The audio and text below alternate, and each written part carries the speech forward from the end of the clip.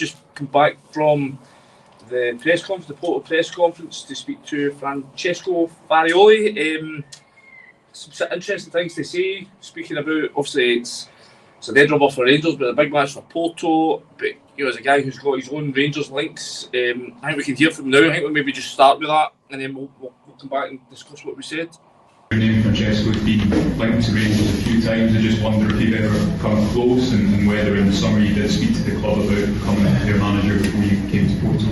Yeah, it's I cannot deny that I had some contacts with the club in the past, and let me say the main one was years ago when Ross Wilson was the sporting director there, and this one was, let's say, the time where probably I was closer to the opportunity.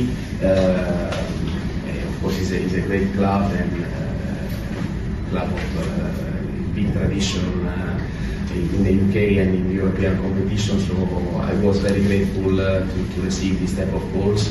But again, life led me to some other really interesting and big project, and today I think I'm really grateful for the place where I am.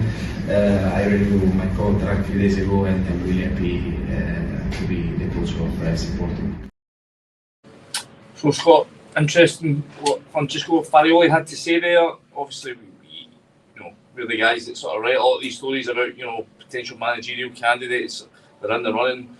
It's always interesting to hear from guys themselves that have been involved in it. And it seems from what he's saying that he was close a couple of years ago, we believe just before Giovanni Van Bronckhorst given the job, that he was close to a move to Ibrox. Yeah, I mean, first of all, I'm sure you agree, he spoke very well. He didn't he? I mean, he kind of looked and sounded like a Rangers manager to me. I was really impressed.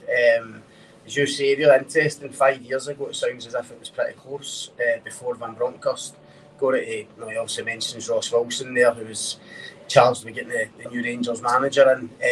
But we know he also talked to them in the summer before Russell Martin get the gig. And as I say, just for listening to him today, it's kind of clear to see why he would appeal to a club like Rangers. He's obviously done well, or he's impressed where he's been. He's at Nice and Ajax.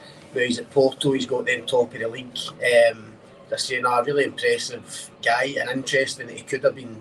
We could have been interviewing him as Rangers manager here. I mean, it's, as much as he sounded like he was intrigued by this prospect, and he certainly respected Rangers, respected the team that he's going to come up against tomorrow night. But one thing he was also very positive on was Danny Rohl, and he reckoned Rangers are very lucky to have a manager his calibre. He did, and what was clear again was how much detail he's looked at Rangers, and he was able to rhyme off different shapes and systems that Rohl's already used. He's aware, obviously, that they're on an 8-game winning run, and they're coming into this with some momentum. Very quick. I mean, we were also at the press conference with the Portuguese press, kind of keen to get him on the fact that Rangers have no motivation. There's nothing really to play for in Europe, and whether that's might be an issue for Porto, but he was absolutely adamant that they won't underestimate Rangers at all, irrespective of what team Danny Rohl puts out. And that'll be interesting for us, because Rangers have got a huge game on Sunday against Hibs. That has to be the priority now. Danny Rohl's pretty limited with his kind of squad. He's obviously has to go with the UEFA squad that was picked. I think for the last of the Gres game, we only had 15 fit players.